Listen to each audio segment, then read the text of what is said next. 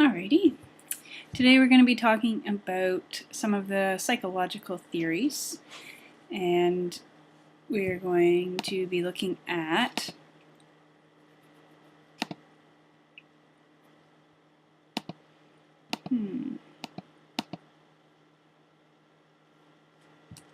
there we go.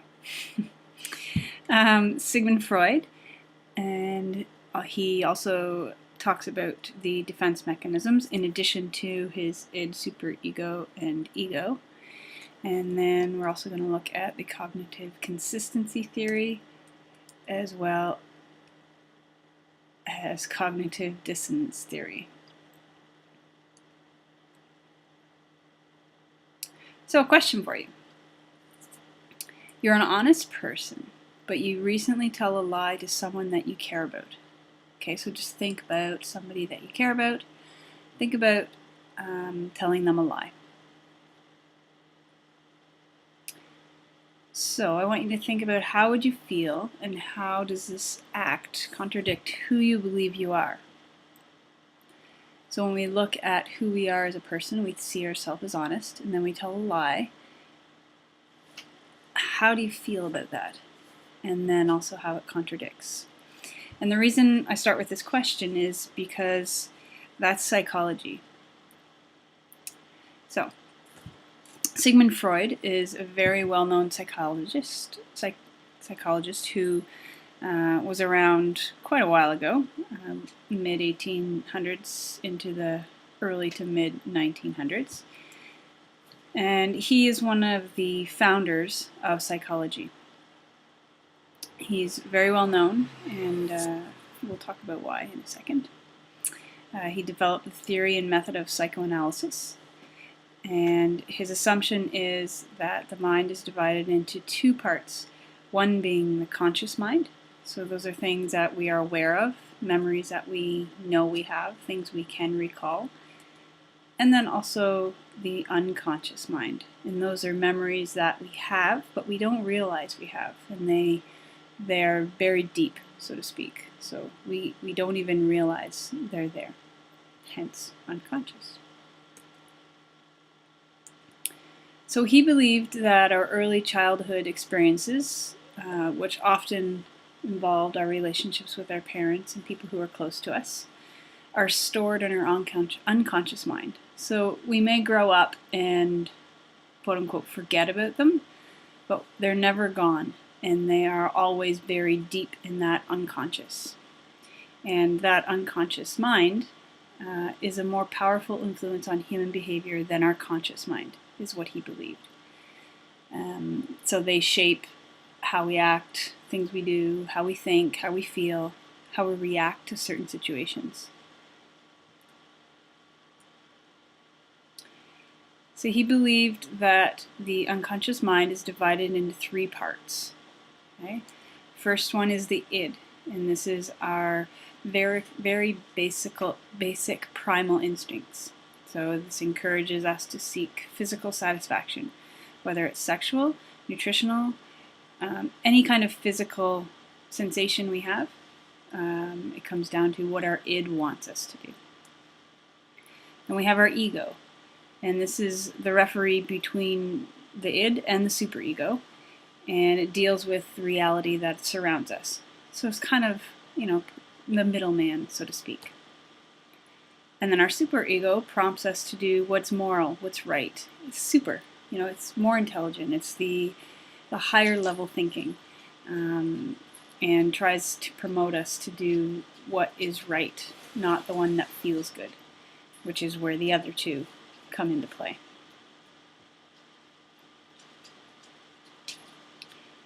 So based on those three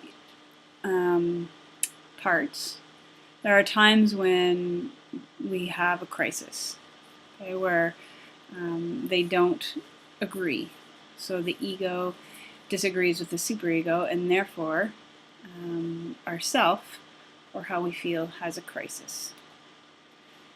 In order to protect us against different types of conflict and situations and those crises, we all come up with a defense mechanism.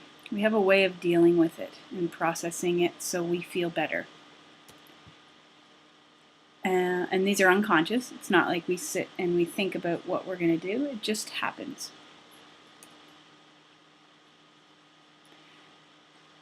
And as a result, those defense mechanisms cause us to think differently about our reality.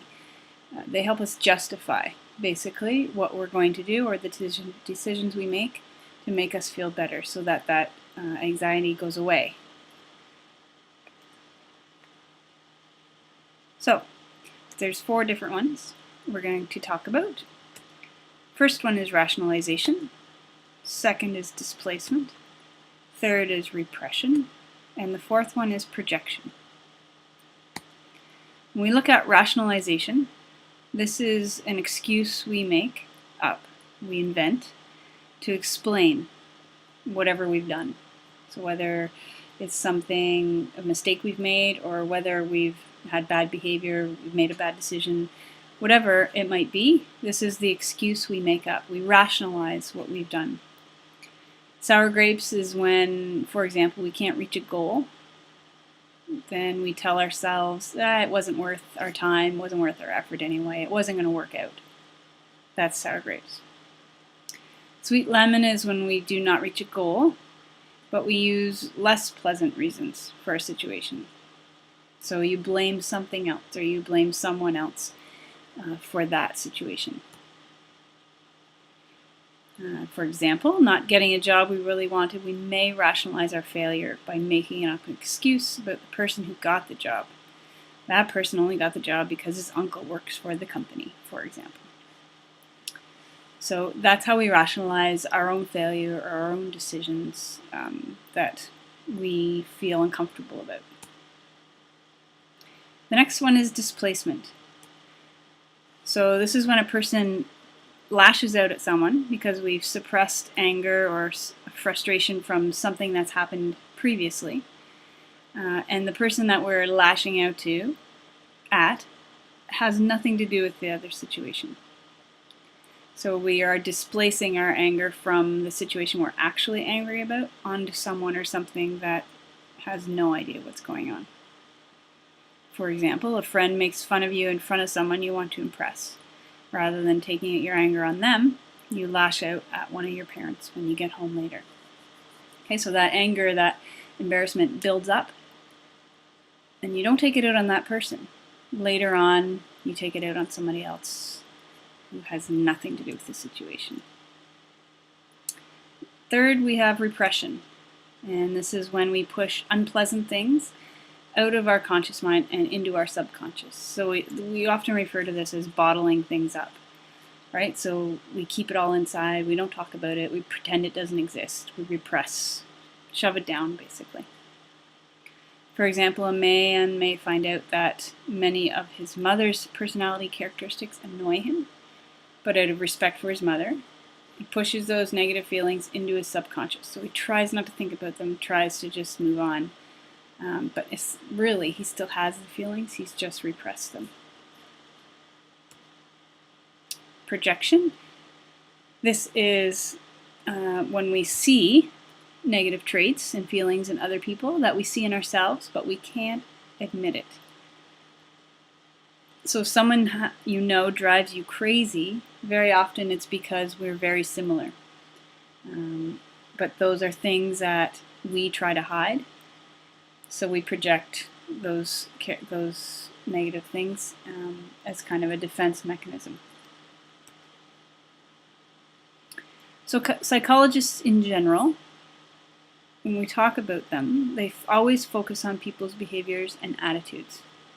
There's a very strong link between our attitudes, what we think, and behaviors, what we do.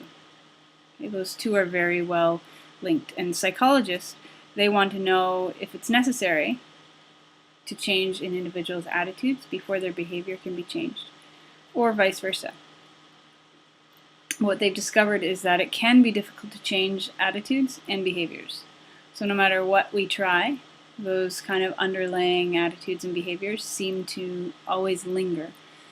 We talk about, when you marry somebody, you can't want to change the other person because generally speaking, they may change for a while, but often always fall back into what their general attitudes and beliefs always have been.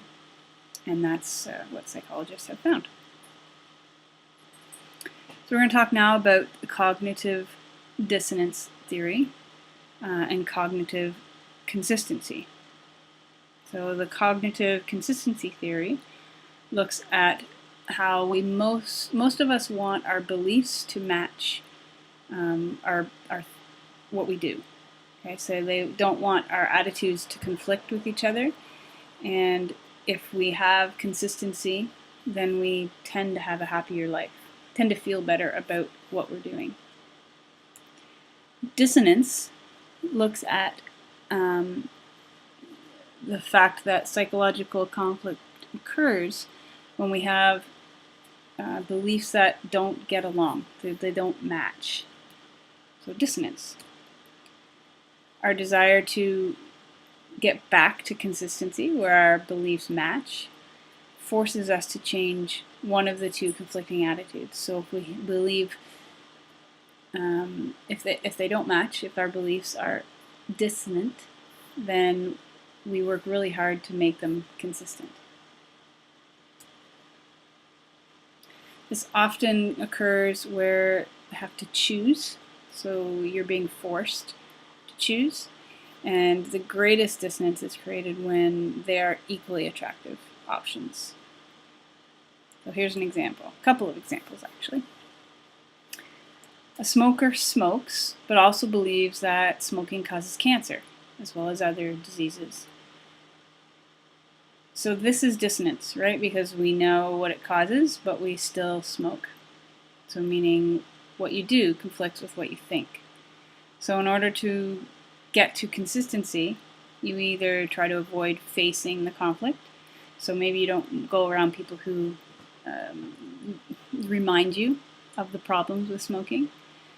Or maybe you avoid reading any articles about the impact on health. And ultimately, the only way you can actually reduce the dissonance is to change your behavior so that it's consistent with what you believe. Another example is if you have somebody who buys an expensive car, but they actually discover it's not really very comfortable. So as a result, the dissonance occurs with the belief. So they believe that they bought a good car, and they also believe that when you buy a good car, it should be comfortable. So what do? You have to decide. Maybe it doesn't matter that the car is uncomfortable because you only use it for a short time. Therefore, it brings the dissonance to a minimal state because it's not a big deal. You can kind of deal with it. And then maybe you focus on the strengths of the car. So that you love the car, that it looks good, that it goes fast, that all of those things that are important to you outweigh the fact that it's not that comfortable. It could also be eliminated by getting rid of the car, but usually this would be a harder choice. Number 3 example is driving without a seat belt. So believe it or not, there are still some people who believe that wearing a seatbelt is not that important, even though the law states it is, and it's also been proven to save lives. So when you have the reality check of hearing or reading or knowing somebody who had an accident was not wearing a seatbelt, or had an accident and the seatbelt saved their lives, that can also help with dissonance and help it kind of come into alignment. So you can start using a seatbelt to reduce the dissonance, or you can look for other safety alternatives. Okay. So in general, just a few ways that you can eliminate dissonance to close up. One is to reduce the importance of the dissonant beliefs. So really make an effort to minimize how important it is to you. Add more consonant beliefs that outweigh the dissonant beliefs. So you want more consistency beliefs that outweigh the dissonant. So they kind of disappear as a result. You can try and change the dissonant beliefs so that they are no longer inconsistent. You can change your behavior, which, as we just discussed, is a bit difficult. Or you can create a logic-tight compartment, so that kind of area where logic is in and it is tight and nothing impacts it. Okay, so hopefully you found that helpful. Learning about psychology, a few different theories, and Freud. Bye.